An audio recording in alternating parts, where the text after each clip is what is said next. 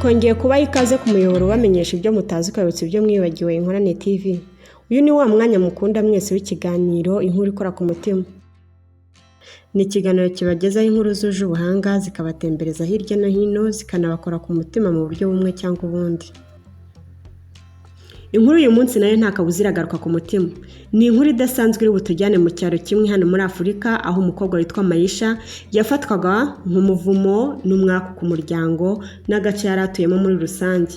Bitewe n'imiterere y'umubiri we yarangwaga n'uburebure budasanzwe no kunanuka guteye ubwoba, ariko ibyo byose akaza kubikoresha akabihinduramo icyizere cy'umuryango we. Bana natwe muri uru rugendo rwo kudaheranwa, umurava n'umugisha udasanzwe. Twebwe nanone turi Inkorane.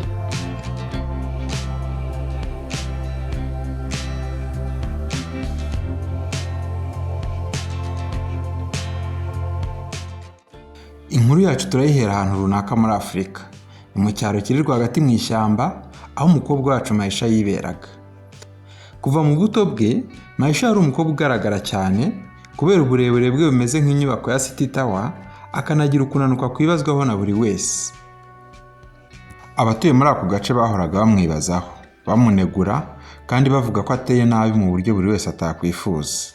Iyo miterere ye ifite uwo mwihariko rero niyo yamugize iciro ry'imigani, ndetse akomeza gufatwa nk'umukobwa utera umwaku.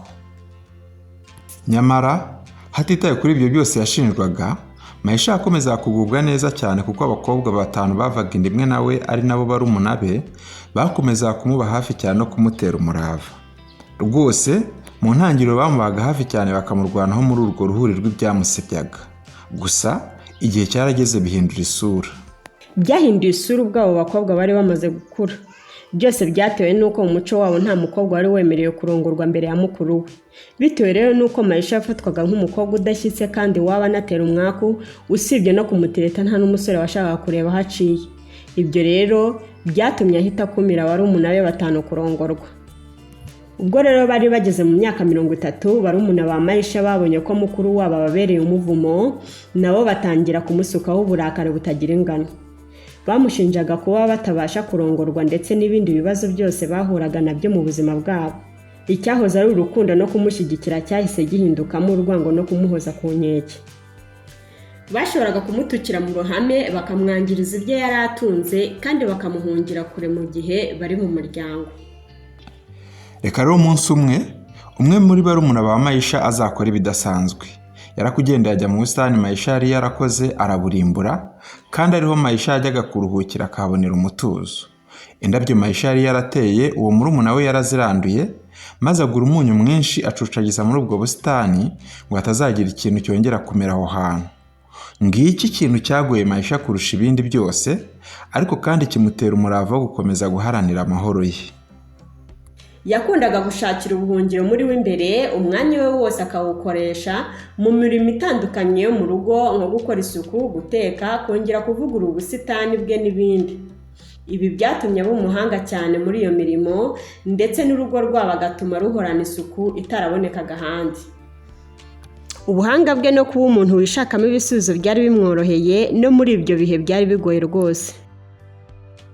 Reka rero umugoroba umwe ubwo akazuba kari gacanye cyane, ubwo Maisha yarimo atunganya ubusitani bwe, umugabo ukuze azamwegere. Yamubwiye ko yitwa Kito, ko ari umugenzi uhitira, ariko akaba yumvise iby'amarushanwa y'ubwiza yari arimo ategurwa yagombaga kubera imbere y'umwami nyir'igihugu. Kito yari yabonye ubushobozi budasanzwe muri Maisha. Yabonaga uburebure bwe, ubushobozi bwo gutunganya ubusitani, ubuhanga mu guteka n'ubundi buhanga yamubonanye ubwo baganiraga, akabona ko byanze bikunze ayo marushanwa amubereye. Yamushishikarije cyane kwitabira ayo marushanwa kandi amwereka ko afite amahirwe menshi yo gutsinda. Maisha ubwa mbere ntiyabyumvaga kandi ntiyumvaga ko yatsinda bene ayo marushanwa. Ariko uko Kito akomeza kumusobanurira, byarangiye Maisha yiyemeje kujya kugerageza amahirwe ye. Amarushanwa yose yabaga ari mu byiciro bitatu by'ingenzi.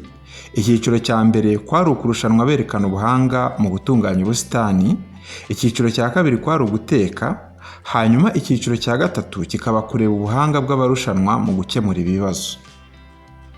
Mu cyiciro cya mbere basabaga abarushanwa gutegura ubusitani bwiza ariko kandi mu gihe runaka cyabaga cyagenwe. Ibi Maisha yabikoze ku rugero ruhambaye ku buryo nta wamukurikiye mu bo barushanwaga. Yari abifitemo ubunararibonye n'ubumenyi. Aragenda gutegura ubusitani bw'icyitegererezo butatswe n'indabyo z'agatangaza, ibyatsi bivura indwara, hanyuma rero abishushanya mu buryo bwihariye. Abagize akanama nkemurampaka batangajwe bikomeye n'ubwo buhanga buvanze n'ubuhanzi yagaragaje, uburyo yitaye ku buryo ashushanya ubwo busitani bwe yita kuri buri kantu.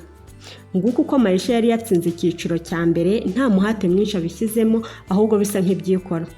Ababirebaga abandi nabo kandi batangajwe n'ubwo buhanga bwe.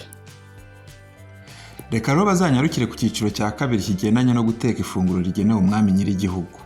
Ibi nabyo kuri Maisha rwari urucabana kuko byari ibintu yakoze imyaka n'imyaka ubwo yahoraga atekera umuryango we. Yabateguriye icyitwa ifunguro riteye icyanga n'amabengeza ku baririye n'abarirebye. Si uburyohe gusa n'uburyo ryagaragaraga byari ku rundi rwego. Nanone abagize akanama nkemurampaka batunguwe n'ubwo buhanga bwo guteka, atari amafunguro atetse mu buryo bwa gakondo gusa, ahubwo no mu buryo bwa kijyambere. Nanone ubuhanga bwe mu guteka bwahise bumushyira ku mwanya wa mbere.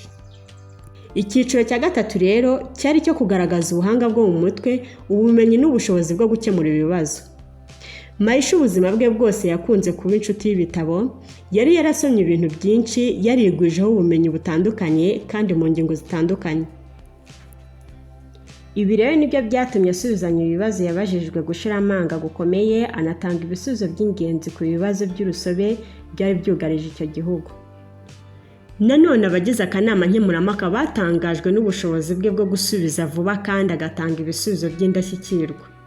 Birumvikana iki cyiciro nacyo yaracyegukanye. Gutsinda ibi byiciro uko ari bitatu rero, Maisha yahise atangazwa nk'uwatsinze irushanwa muri rusange.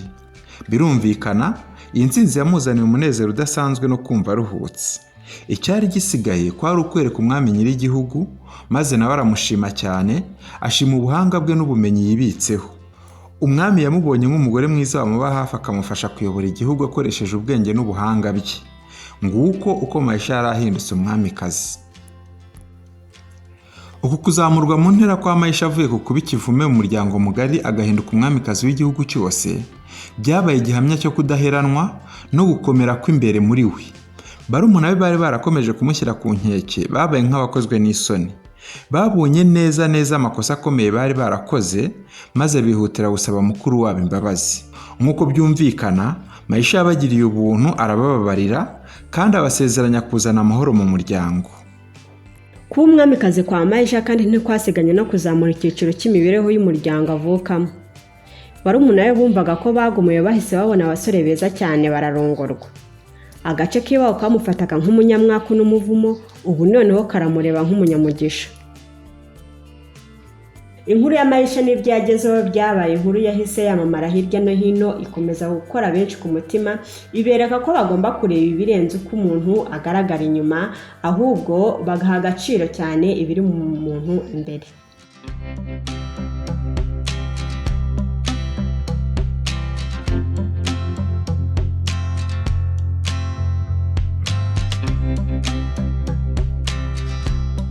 Nshuti bakunze b'inkuru ikora ku mutima, turizera ko inkuru ya Maisha yabakoze ku mutima. Iyi nkuru iratwereka ko ubwiza nyabwo burya ari ubw'imbere muri twe, kandi ko kudaheranwa n'ibizazane ducamo no kwihangana byatugeza ku butsinzi bw'agatangaza. Iyi nkuru kandi iratwereka akamaro ko kubabarira, ubudasa bw'imbaraga z'imbere muri twe n'imbaraga zo kwigirira icyizere. Twebwe inkorane rero, dore amasomo 5 dusanga ari ingenzi cyane muri iyi nkuru ya Maisha. Isomo rya mbere ni uko ubwiza bwa nyabwo ari ubwiza bw'imbere muri twe. Buryo ubwiza bw'ukuri no gukomera biba biri muri twebwe imbere. Ntabwo buba buturuka inyuma no ku miterere y'inyuma. Ugukomera kwa Maisha kw'imbere muri we niko kwamugejeje ku ntsinzi yagezeho, bikamuviramo kwemerwa n'abamufataga nk'umuvumo. Isomo rya kabiri ni ukudaheranwa no kudacika intege. Hatitaye ku kuba yaranzwe akanaburwa amenyo, Maisha yakomeje kwigira, ntiyacitse intege mu mishinga n'ibikorwa bye byose, ari nabyo byamugejeje ku ntsinzi. Isomo rya gatatu ni ukubabarira no kubana mu mahoro. Ubushobozi bwa Maisha bwo kubabarira barumuna be no guharanira kubana neza mu mahoro mu muryango byerekana akamaro ko kubabarira.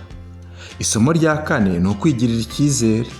Ubushobozi bwa Maisha bwo kwigirira icyizere no kwizera ubushobozi bwe byatumye yemera kujya mu marushanwa, biba ari nabyo bihindura ubuzima bwe burundu, kandi biduhishurira ububasha buri mu kwigirira icyizere. Isomo rya 5 rero naryo rya nyuma twabahitiyemo ni ukwemera no kubyaza umusaruro umwihariko wa buri wese muri twe. Iyi nkuru iradukangurira kwakira abo turi bo no kwemera abandi uko bari, tuzirikana ko buri wese afite ikintu cyihariye cyagira akamaro.